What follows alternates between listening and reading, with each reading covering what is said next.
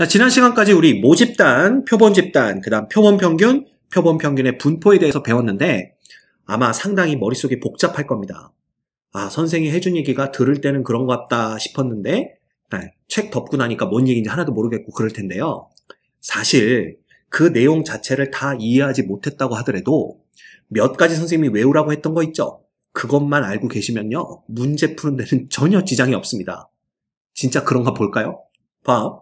모집단 135에서 크기가 2인 표본을 임의로 복원 추출할 때 표본 평균 x바에 대하여 다음 물음에 답하여라. x의 확률 분포를 표로 나타내시오 그랬잖아. 그러면 이겁니다. x1이 될 수 있는 값도 1, 3, 5죠. 똑같습니다. 그죠? 그 다음에 x2가 가질 수 있는 값도 1, 3, 5입니다. 그러면 얘네들의 표본이 1, 1이 뽑혔을 때 평균은 1이죠? 1, 3이 뽑혔을 때 평균은 2입니다. 1, 5가 뽑혔을 때 평균은 3이고요. 자, 그런 식으로 다 한번 채워 넣어볼까? 그러면 3, 1일 땐 2, 3, 3일 땐 3, 3, 5일 땐 4, 5, 1일 땐 3, 5, 3일 땐 4, 5, 5일 땐 5 이렇게 되는 거죠. 그치? 그래서 사실은 얘가 이렇게 표로 그려지면 더 좋습니다. 이런 식으로. 뭐 어차피 이렇게 그려지면 더 좋겠죠? 그래서 결국 보면은 표본 평균이 가질 수 있는 값은 1, 그 다음 2, 그 다음 3, 그 다음 4, 5 이렇게 됩니다. 따라서 x바가 가질 수 있는 값은요. 1, 2, 3, 4, 5고요. 이때 이 x바가 어떤 값, x를 가질 확률은 뭐가 되냐면 자, 이 총 9개 중에 얘는 1개죠. 2는 9개 중에 2개고요. 3은 9개 중에 3개, 4는 9개 중에 2개, 5는 9개 중에 하나 이렇게 됩니다. 이게 바로 확률 분포표가 되는 거야. 그럼 x의 평균 분산 표준 편차를 구하시오 그랬는데 물론 이 확률 분포표를 가지고 평균 분산 표준 편차를 구해도 되지만요. 이 x바의 평균은 그냥 모집단의 평균과 똑같으니까 자 1, 3, 5 그죠? 예. 얘네들을 갖고 평균을 구하면 3일 거 아니야. 그 다음 얘네들 갖고 분산 구해볼까요? 얘네들의 분산은 제곱의 평균 얼마예요? 1 플러스 얼마입니까?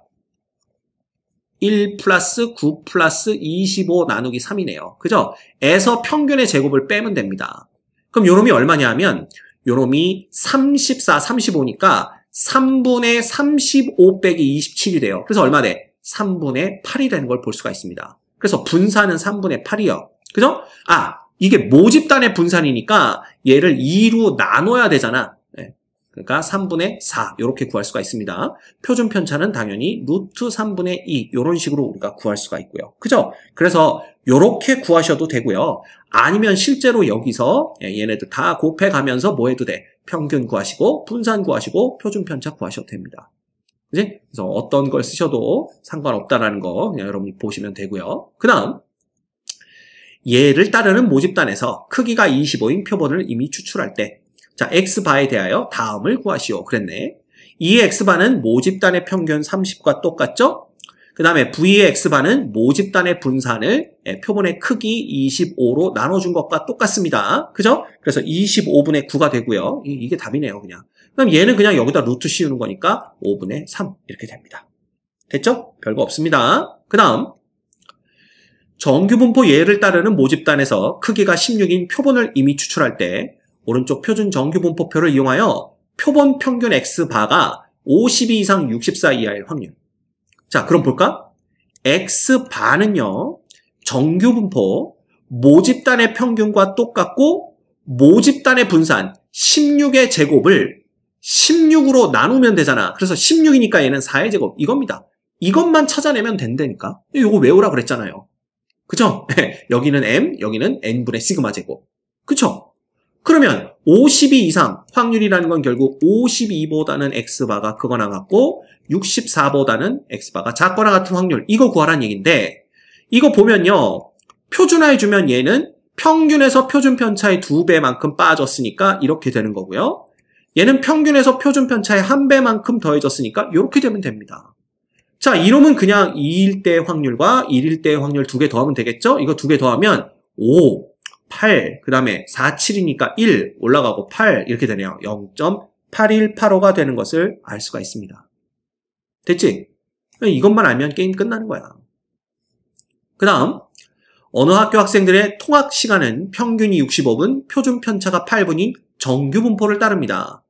이게 모집단의 분포겠죠? 그냥 어느 학교 학생들 그랬으니까. 이 학교 학생들 중에서 4명을 이미 추출하여 조사한 통학 시간의 표본 평균을 X바라고 할 때 그랬네. 그러면 X바라는 놈은 결국 정규 분포 65 똑같죠? 평균은? 그 다음에 표준 편차가 8분이니까 분산은 64분인 거야. 그 중에 4명을 이미 추출해서 봤다 그랬으니까 표본의 크기는 4가 되는 거죠. 따라서 이놈은 16이니까 4의 제곱 요것만 찾아내면 됩니다. 그럼 X바가 61보다 크거나 같은 확률은 결국 표준화 해주면 61은 평균에서 표준 편차의 1배만큼 빠진 거랑 똑같으니까 마이너스 1입니다. 됐죠? 그러면 요거에다가 0.5만 더해주면 되니까 0.8413 이렇게 되네요. 너무 쉽지? 결국 이것만 알아내면 게임 끝나는 겁니다. 됐죠? 이거 봐. 선생님 말이 맞죠? 앞에 복잡한 내용이 뭔지는 다 이해가 안 가도 몇 가지 외워야 될 것만 외우고 있으면 문제 푸는 데는 아무 지장 없습니다. 물론 이렇게 공부하면 안 되겠지만 일단 문제가 풀려야 공부를 계속 할 거 아니야. 그래서 문제를 풀다가 나중에 아마 의문이 들 겁니다. 근데 왜 그러지? 그럴 때 한번 다시 돌아가서 보시면 돼요. 근데 돌아가서 보셔도요. 왜 그런지 설명을 안 해주고 그냥 그렇다라고 했기 때문에 이해 못하고 넘어가는 부분이 있을 겁니다. 그 부분은 어쩔 수 없어요. 대학교 때 배울 걸 기약할 수밖에 없습니다. 오케이. 자, 대표 유형 계속해서 같이 풀죠. 다음은 어떤 모집단의 확률 분포인데요.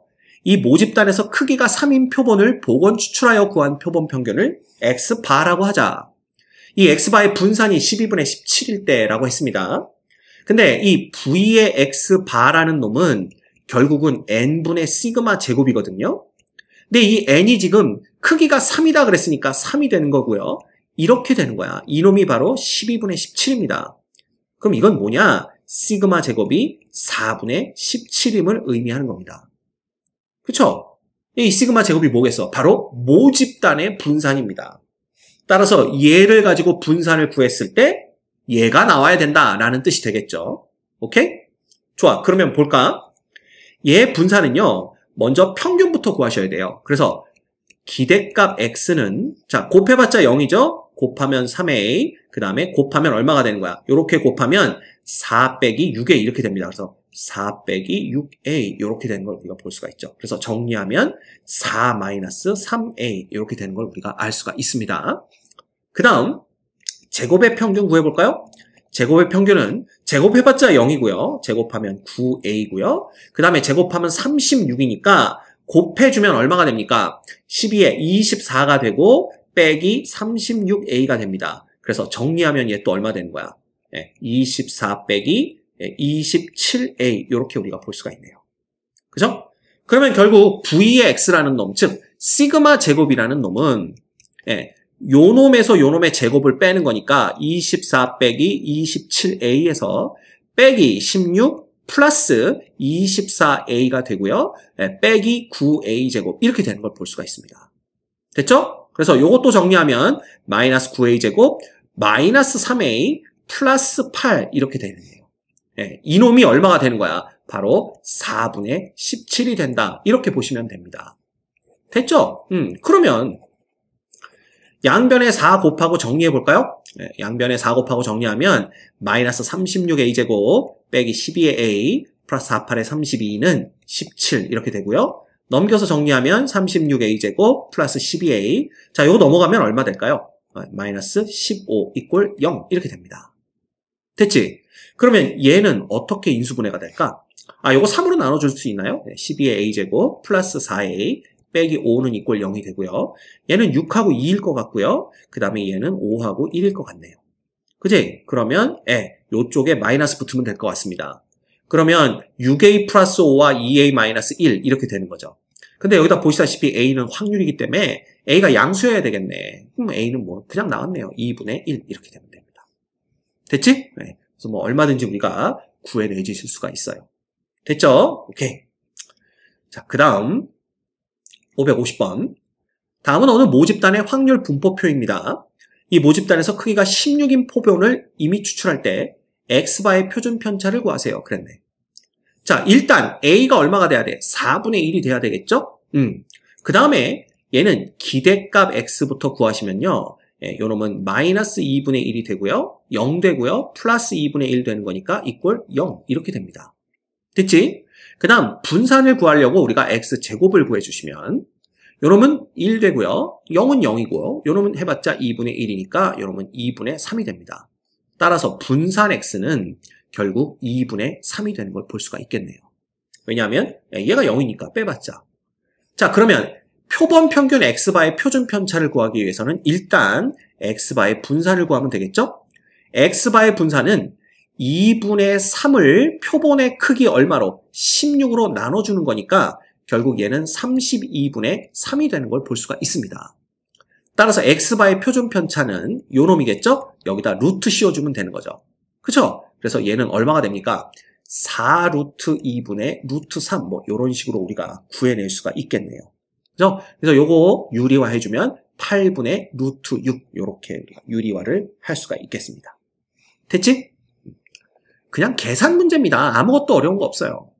그 다음 모 표준 편차가 14인 모집단에서 크기가 n인 표본을 이미 추출하여 구한 표본 평균을 x바라고 하자. 시그마 x바가 2일 때 n의 값을 구하여라. 자, 모 표준 편차를 이제 루트 n으로 나누면 그놈이 바로 표본의 표준 편차가 되는 거니까 루트 n은 7이고요. n은 이꼴 49 이렇게 되겠네요. 됐지? 정규분포 m의 시그마 제곱을 따르는 모집단에서 크기가 24인 표본을 이미 추출할 때 표본 평균 x바의 평균은 다음 자료 5개의 평균과 같고 자 이거 다 더해봐 그러면 이거 얼마입니까? 17에 28에 40에 55네요. 55를 뭐로 나눴어? 5로 나누니까 11입니다. 그지? 따라서 이때 우리가 아는 게 m은 이꼴 뭐야? 11이죠. 왜냐하면 표본 평균의 평균이 11이면 모집단의 평균도 11입니다. 됐죠? 그 다음 표본 평균 x의 분산은 이 자료의 분산과 같다. 이렇게 얘기를 했습니다. 그럼 얘의 분산은 또 어떻게 구해? 자, 11이니까 이제는 편차 제곱의 평균으로 구해볼까? 편차 마이너스 3이죠? 제곱하면 9. 그 다음 편차 마이너스 2죠? 제곱하면 4. 편차 0이고요. 편차 1이고요. 편차 4네요. 그죠? 얘네들의 평균이니까 나누기 5 하면 되겠죠? 얼마입니까 이거? 이렇게 하면 5니까 그러면 14가 되네요. 36 이렇게 되네요. 됐지? 그래서 이 표본 평균 x바의 분산이 6이니까 우리는 크기가 24라고 그랬잖아. 그럼 시그마 제곱은 6 곱하기 24 이렇게 되는 겁니다. 그죠? 그럼 얘는 얼마냐면 6, 4, 24, 6, 22, 144니까 결국 시그마는 얼마 되는 거야? 12 이렇게 되는 거죠. 뭐 m 플러스 시그마 구하라 그랬으니까 11 더하기 12가 될 거고요. 정답은 얼마? 23 이렇게 되는 걸 우리가 볼 수가 있습니다. 됐죠? 네, 이 정도야 뭐 여러분들 충분히 풀 수 있는 수준의 문제입니다.